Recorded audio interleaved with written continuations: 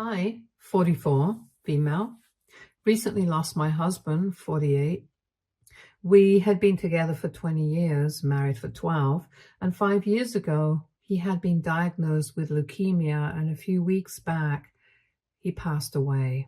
Honestly, I have made my peace with it. I know that I'm going to miss him terribly, and my life is never going to be the same again. I highly doubt that I will ever be able to love somebody as much as I loved him, but he's in a better place now, and he was really sick the last few months of his life. So I'm just relieved that he is finally at ease now. Anyway, last week we finally had a funeral service for him. I was not expecting his parents to show up because they have not had the best relationship with him, and for the last 8 years had not even been on speaking terms with each other. My husband had walked out on his family and sworn that he was never going to speak to them again, and for good reason, if I'm being honest. You see, my in-laws are the kind of people who had a golden child, and they never even bothered to hide it from my husband. My husband's older brother, 50, male, my brother-in-law, Jack, is a no-good, deadbeat alcoholic and has always been that way. But for some reason, his parents have always preferred him over my husband, no matter what he did. In spite of that, my husband tried his best to be there for his parents and his brother. He was a family man through and through, but they never valued him. And when we started dating, I started noticing how differently they were treated in their home. I spoke to my husband about it several times and told him to stand up for himself.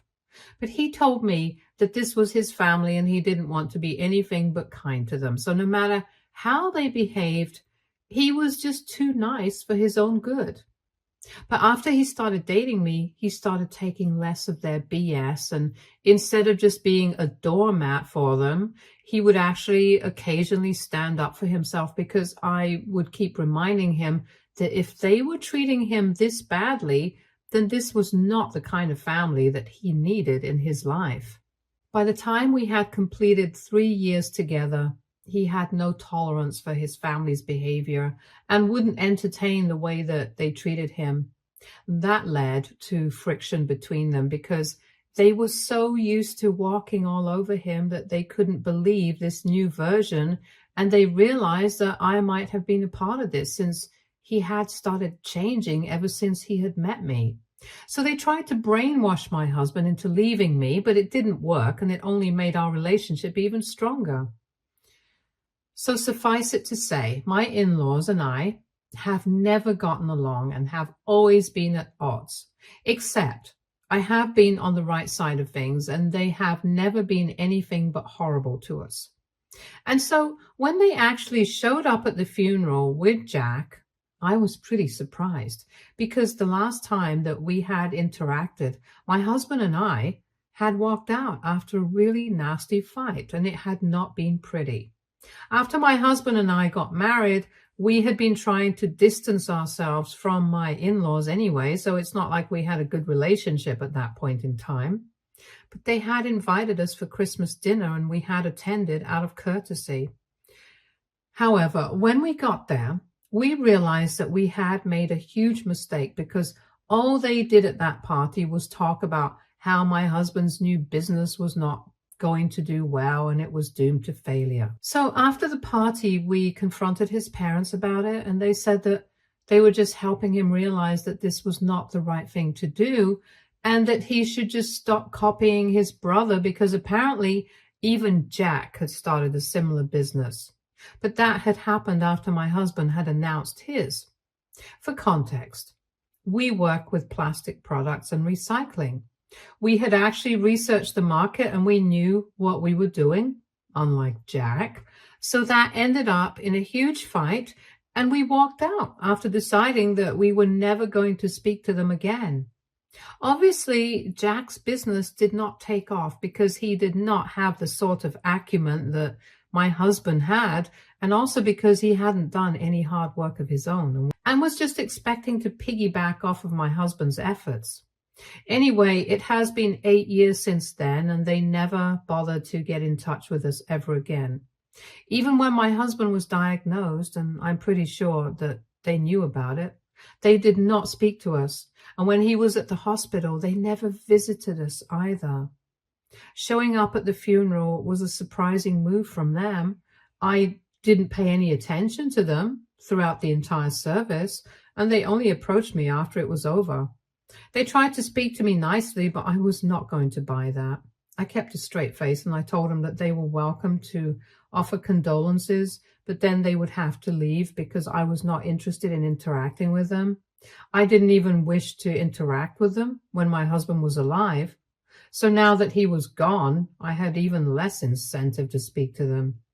And I made that very clear so that they dropped their act as well. And his parents told me that they needed to speak to me in private.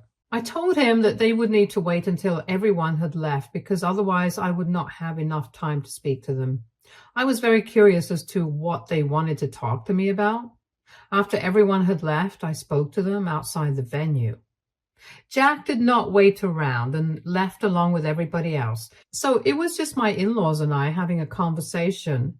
They told me that they had thought about visiting my husband when he was in the hospital, but ultimately they decided against it because he was already pretty sick, and they did not want to bother him even more.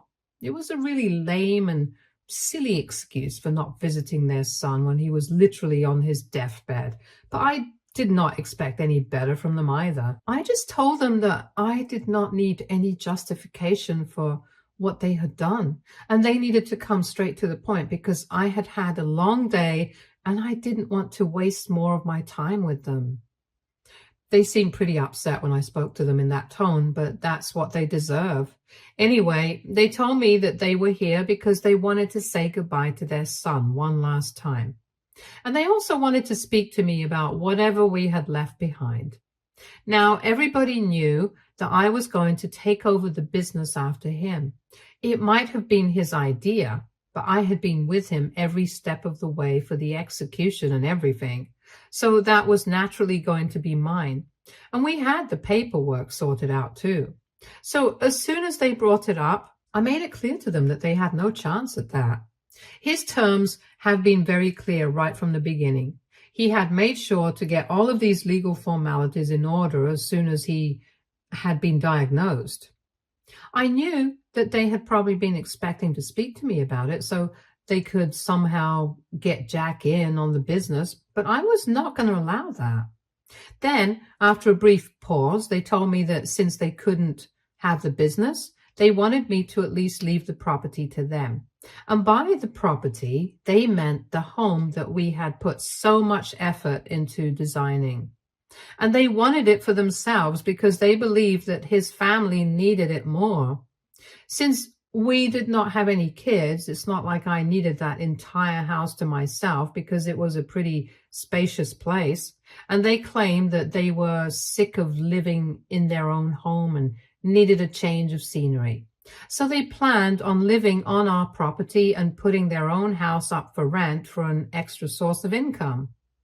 I was shocked that they were even suggesting this because after not speaking to somebody for 8 years, you don't just show up at their funeral and ask their widow to let you have the house that they had built for themselves. I lost my temper. I was already pretty miserable, and so I yelled at them to get out because I literally couldn't stand to see them. I had already been pretty annoyed at them, and I guess they had been pretty upset with me too because I had already told them off twice before.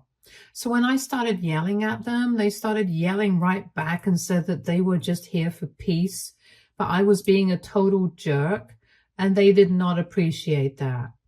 They then played the age card, saying that I did not know how to respect the elderly. I hit right back, saying that they did not even know how to respect the dead. Since my husband had barely been buried, they were already here, circling like vultures. And they made it worse by saying that since I had refused when they had asked me politely, they were going to make sure that they sued and got the property for themselves. Just to be clear, my husband had clearly stated in his will that everything that he had is going to go to me. So I don't even know why they thought that threatening to sue me was going to be a good idea, since I think my husband was pretty clear. I told him that they were never going to win, even if they decided to sue me. And they said that it was my fault that their son had not spoken to them for the past 8 years and hadn't been able to reconcile with him, which doesn't even make sense. They thought that I had brainwashed him to turn against them, so they were going to make sure that I got nothing out of him. I just told them to leave. And when they finally left, I drove back home as well. I was really pissed off at the time and I hadn't been thinking straight. So I had completely forgotten about this particular video that my husband had asked me to play for his parents if they bothered to show up at his funeral. It had totally slipped my mind and I only remembered it after I had come back home. I'll come to the content of the video later. I had actually helped him set up and record the video about a month before he passed away. So I knew exactly what he had said in it, and I knew that this would be very hurtful for his parents. So I decided that I was going to take a break for a couple of days, and then I would get back to my in-laws so that they would know exactly where they stood with their son and how it was their own fault, not mine, like they were making it out to be. A couple of days after the funeral, I decided to reach out to my in-laws. We had each other blocked everywhere, so I decided to drive to their house and play the video for them in person. They were very shocked to see me, but I decided to be polite with them and told them that my husband had actually left something for them, and I wanted to show them what it was. I knew that they wanted to slam the door shut on my face so badly that they were equally curious and greedy. So we gathered in the living room and I played the video for them. Now, coming to the content of the video, my husband had probably known that his parents would come along to harass me after he passed away, so he had taken all the necessary precautions. Legally, he was all covered. And now, for the emotional aspect of it, he had made that video where he called out his parents on their terrible behavior with him in the past. He said that he had always felt like less of a priority in the household because they always seemed to prefer the golden child, Jack, over him. And they had never bothered to hide it either. He then went on to remind them of all the ways they had treated him terribly, like back in high school, when his parents had refused to pay for him to go to college, but were happily spending thousands and thousands of dollars on his brother, who didn't even do anything apart from party day and night. And even when he started working at his first job, they were constantly comparing him to Jack, who was earning slightly more than him at that point in time. It was really unfair too, because Jack was obviously older and had a head start on him by 2 years.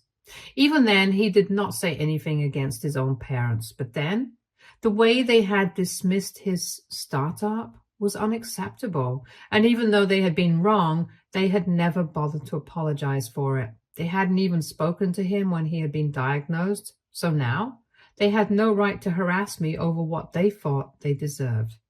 Because he had actually left them exactly what they deserved, which was nothing. So in the video, he told them to never show up around me ever again and said that he had actually been dead to them for a really long time, so his actual death should not even make a difference to them. Just like it doesn't make a difference to him whether his parents or his so-called family is fine or not. Because in truth, the only family he has ever had is me. It was quite touching.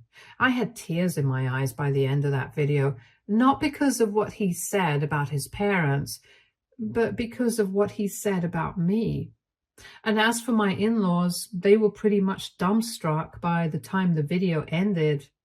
After the video was done playing, I pulled myself together, I turned around, and I told them that even if they tried to file a suit against me, I was just going to play this video as evidence that it was my husband who really did not want anything to do with them and not want to leave anything to them.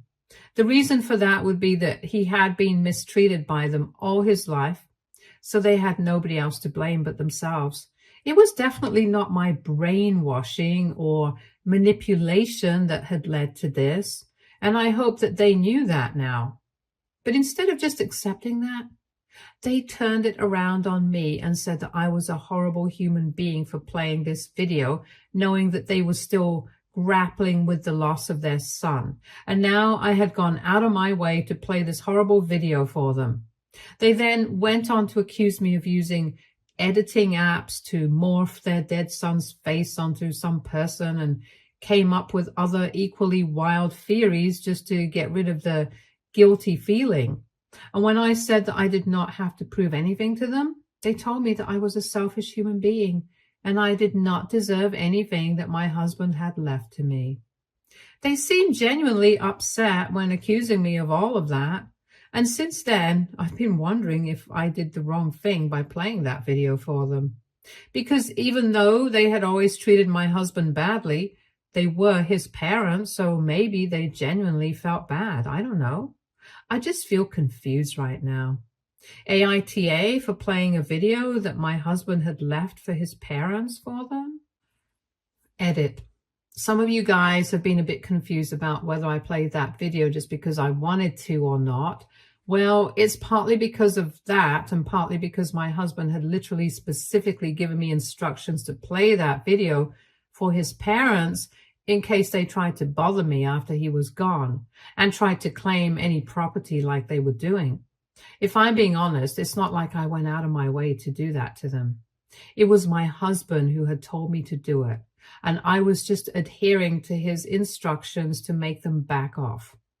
I guess what I'm trying to say is it was just as much his idea as it was mine. So I wouldn't say that I did this completely of my own accord. And some of you have been asking about where Jack was during all of this. And honestly, I have no idea. He was definitely not at home when I went over. So I don't know what he's up to. Anyway, I hope this clears things up. Update 1. Hey, I would just like to say thank you so much, you guys, for all the support that you've shown me in the comment section of the original post. Dealing with the loss of a loved one is never easy, especially when it's somebody like my husband.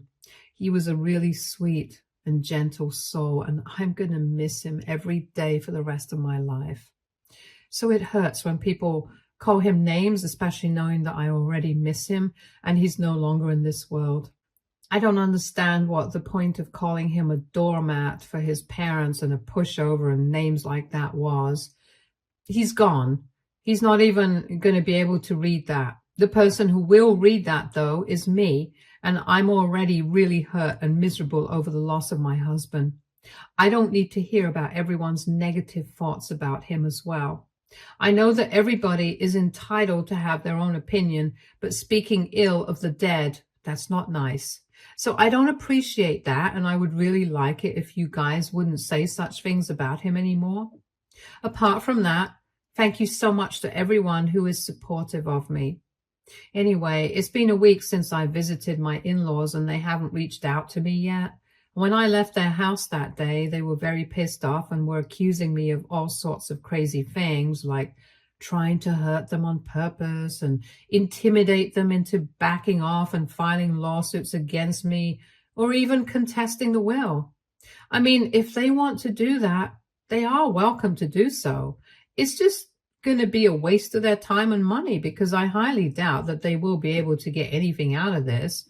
But hey, if they want to go ahead in spite of the video, they can do that by all means. Who am I to stop them? I've kept myself pretty busy since then, so I don't need to think about any of this.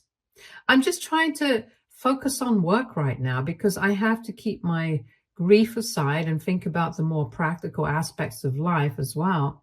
I'm just lucky that I have really supportive parents and they have been living with me for the past couple of days. I was just really tired after coming back home from work, so they took over all the household duties. My father is still going to work, but he's told me that he's going to take care of all the things that my husband used to do earlier, like pay the bills, get the groceries, since I've always been kind of forgetful, and my mom's going to handle the cooking and cleaning. We did have a housekeeper, but she quit for some personal reasons, which is what I had been telling my parents about a couple of days back. And the very next day, they showed up at my house with their stuff. So that was really sweet of them. And I'm really thankful that people are taking such good care of me. Update 2. So my in-laws have decided to contest the will. My husband's lawyer spoke to me about it, and we're not too worried about what's going to happen with that. They are going to lose. We already know that. What was really surprising was that they sent out an email to me to tell me that my strategy of trying to scare them off with that video was not going to work because they were going to get what was rightfully theirs. My husband was their flesh and blood before he was my husband, so they were more entitled to whatever he had built for himself. And they said that they were not only coming for the property, but they were also going to make sure that they got some shares of the business as well, since they felt like they deserved it. Thankfully for me, courts don't function on the basis of what people feel. So they can feel that they're entitled to the entire world, but that's not going to help their case. Anyway, that email is going to come in handy, so I have it saved and sent it to my lawyer. I'm still living with my parents, and they have been very helpful and supportive. They have even offered to speak to my in-laws for a peaceful conclusion to all of this because they think that they might actually entertain my parents' authority more. But I told them it's not necessary because I want them to go ahead and deal with the lawsuit because I know it's going to be a colossal waste of their time. And that's exactly what I intend on doing, wasting their time and money. People have been dropping by quite frequently for the past couple of weeks to either check on me or to offer their condolences, since some people could not be present at the service, and I've been pretty busy with handling work and then having guests over. So I have barely had any time to think about what I'm going through and process my feelings. But a couple of days back, I found myself in my husband's office for some papers related to work, and I almost broke down because I just missed him so much. And I could envision him in the place. I just wish I could speak to him one more time and let him know how much I love him and how much I'm missing him right now. But I know I can't, so I just think about it and then let it go. Right now, my only goal is to make sure that our business does well, since I know that he would love that. And he intended for us to make a lot of money and be extremely successful. And his ambition has given me the motivation to work really hard. So I'm doing exactly that. Update 3. Hi, so it's been 2 weeks since my in-laws contested the will, and so far they have nothing. But something very interesting happened yesterday. I received a message from Jack, of all people. I was quite surprised by that, since he and I literally have nothing to talk to each other about. And given what his parents are doing, I thought it was quite bold of him to contact me. We have never been particularly close and are definitely not on terms where we can just text each other.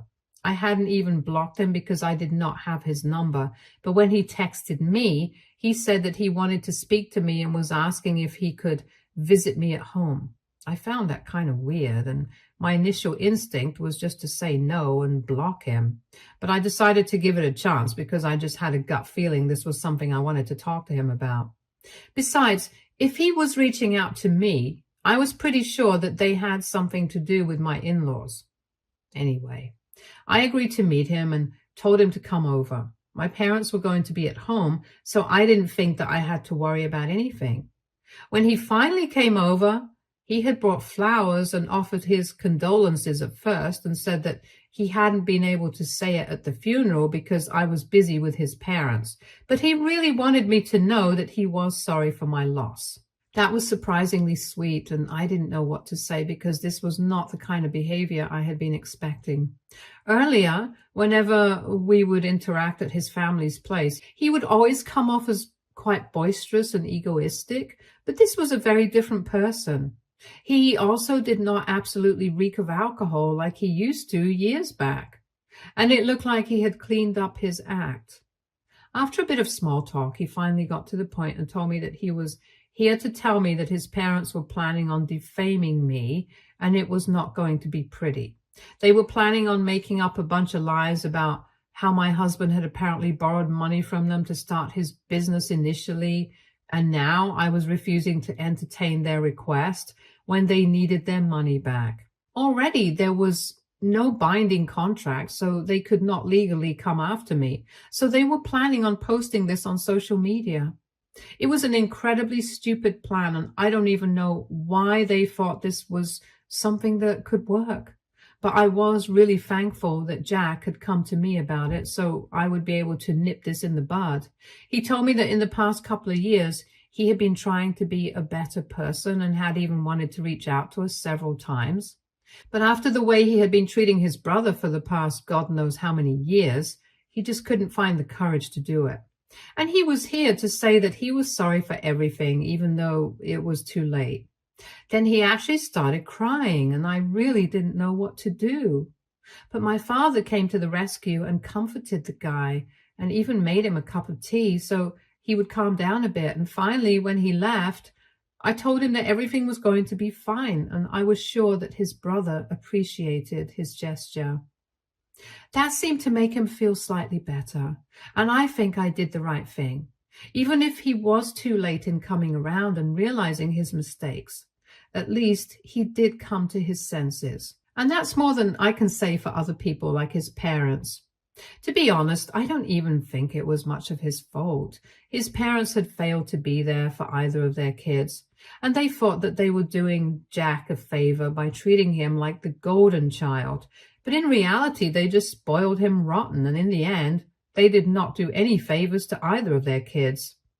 I just feel sad for both of them. They deserve better parents and better lives. Update 4. Hi, so I spoke to my lawyer and I told him what Jack had said to me.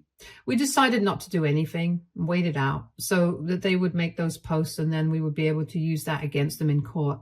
I spoke to Jack as well, and he said that he was ready to testify against his parents if that's what it came to. So everything was sorted a couple of days ago, and they finally made that post on social media, and I immediately wrote an email to them that if they did not take it down as soon as possible, then we could be pursuing this legally and would be sending them a defamation lawsuit. I was kind of counting on them to be stubborn and not take that down, but I guess they realized that this was going to be a losing battle. And it probably didn't help that I had told them that Jack was on our side here. So they were going to lose.